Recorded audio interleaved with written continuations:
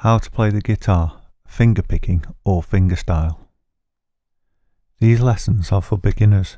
However, you do need to have some knowledge of the chords, as these lessons will be taught under the assumption that you do have this knowledge. The basics: your hands and your fingers. Previously, you will have looked at your fingering hand, and you'll remember that your fingers are named after the numbers 1 to 4. So your first finger is your first finger and your little finger is your fourth finger. However, for your picking hand, we're going to be using letters.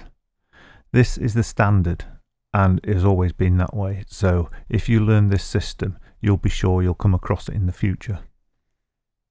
The letters you'll be using are P, I, M, A, L, and these letters stand for primary, index, middle, annular and little. Here's some pointers to help you remember the fingers. Your primary is obviously the first and the most important finger on your hand. Even though you know it as the thumb, it's the strongest and the biggest, so we can consider that primary. The index is the one you'd use when you were looking through an index. If you imagine putting your finger on a book and looking down the page, you'd use your first finger, which is your index finger. The middle is the dead center, so you've got two fingers either side of it. That one's easy. And your annular finger. Annular comes from the word for ring, as in annual, yearly, which is a cycle that comes round. And that's because this is your ring finger. So if you remember the annular as being the ring finger, it should help you remember which finger you're using. And the little finger is pretty obvious and hardly ever used by most guitarists. It's also important to note that this is a carefully designed progressive course, and therefore each lesson is important. So if something seems very easy, don't ignore it. Go through it and practice it anyway, as each lesson builds on the back of the previous lessons. Exercise 1. This initial exercise will just be using the primary and the index finger, playing the open E string with the primary finger and the open B string with the index finger. So you don't need to put any chords down at the moment. So let's try that, just going between the primary and the index finger, remembering to pluck down with the primary finger and up with the index finger.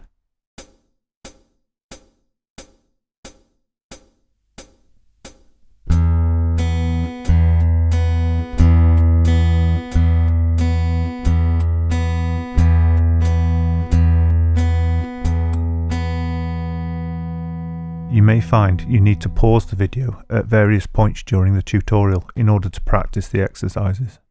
And even though the exercises only show a few of the pattern, the idea really is to keep repeating it and build it up as smoothly as you possibly can.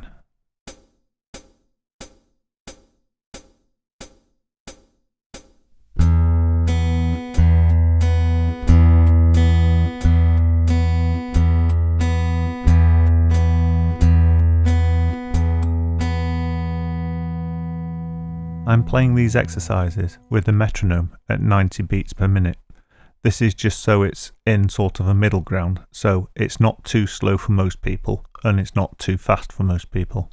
However, if you want to go slower or faster, just pause the video and try by yourself. Your goal will be to speed up these exercises. So if you want to try them with a faster metronome beat or just faster in general, then this will be really beneficial to your playing. Exercise 2. With this exercise, we'll be using the primary, index and the middle finger. Again, plucking down with the primary and up with the index and the middle finger. Again, as well, in this exercise, you don't need to finger a chord. And just try to keep repeating it and getting it as smooth as you possibly can.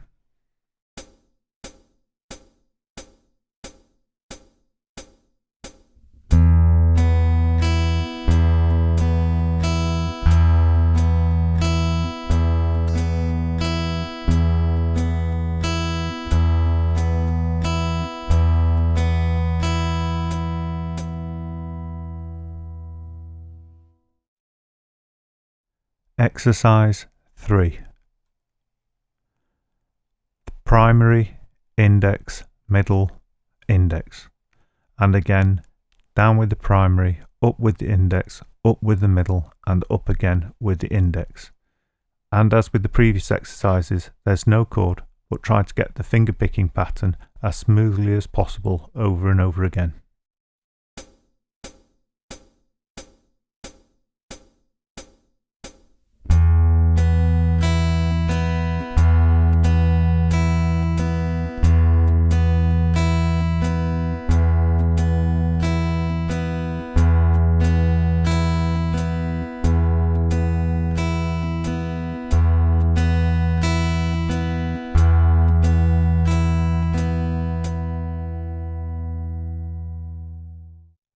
Exercise 4. As with the previous exercise, the finger picking pattern for this one is primary, index, middle, index, or PIMI as we'll call it from now on.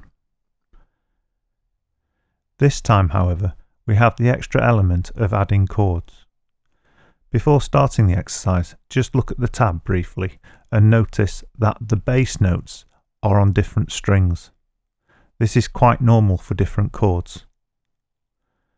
This means the primary finger has to change strings during the exercise, so take notice of this as you're looking at it.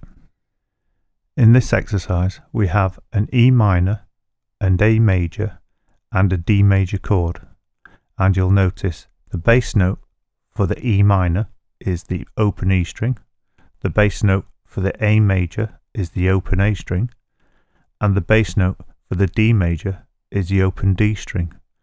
This isn't by chance, because at this point, whilst we're learning finger picking, the bass note will always be the root note of the chord, and the root of the chord is the note that gives the chord its name.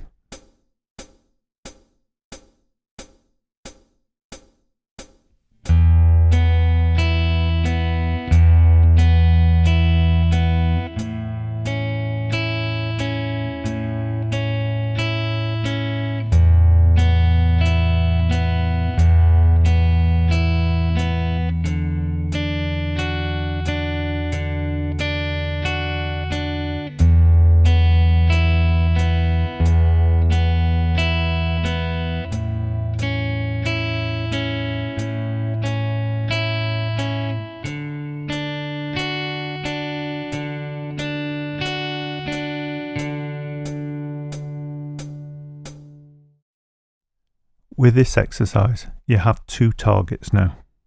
Not only to get the finger picking pattern smoothly, but also to try and get the chord changes smoothly. This is actually quite difficult because there's not much time between the chord changes, so you may have to practice speeding up the chords separately and then come back to the finger picking. If you really struggle with the chord changes, you can use cheats.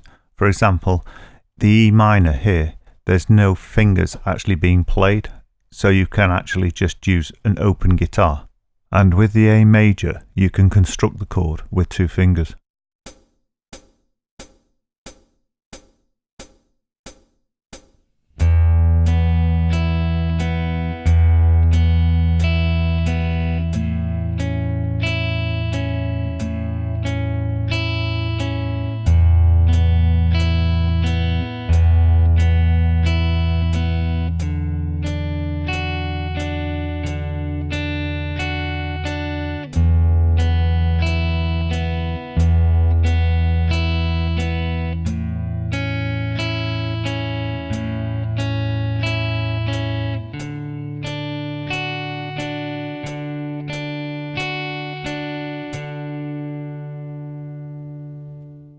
As you've already become aware, the exercises in this video I'm playing with a metronome.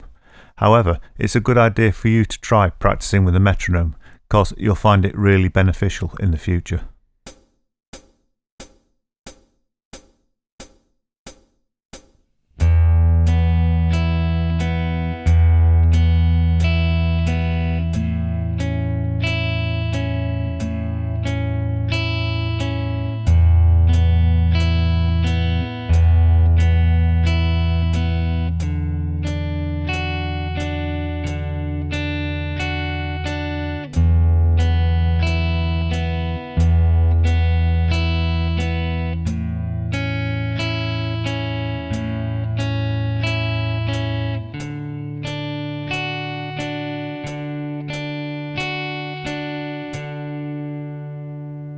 Exercise 5. This exercise uses the same finger picking pattern as the previous exercise, that is PIMI, or primary, index, middle, index. However, this time the chords are more difficult than the previous exercise. They are C major, A minor, D minor and G7th.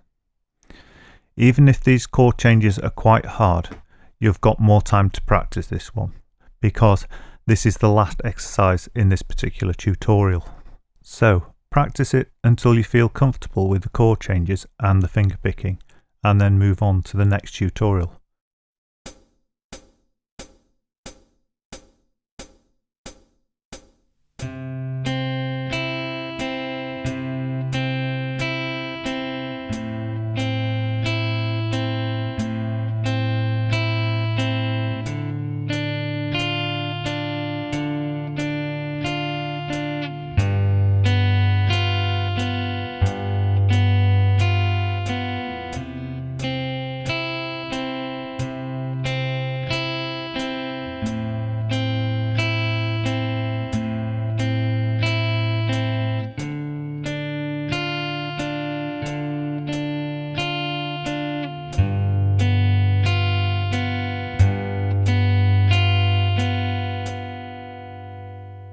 Let's see that again, but showing both hands this time.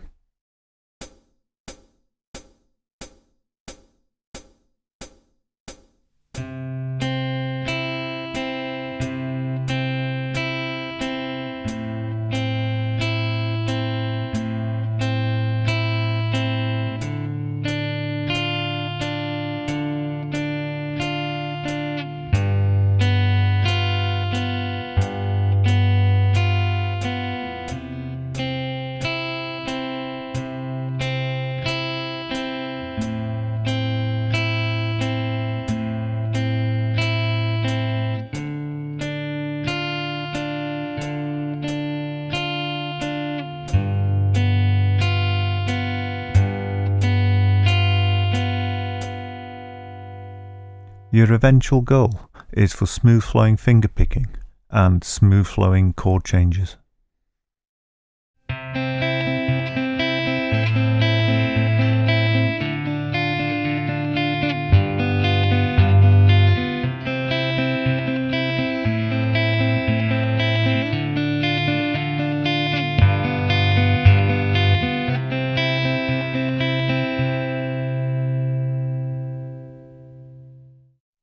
To view the eBooks containing these particular exercises, go to eBooks4guitar.com and you're looking for month 9, week 1.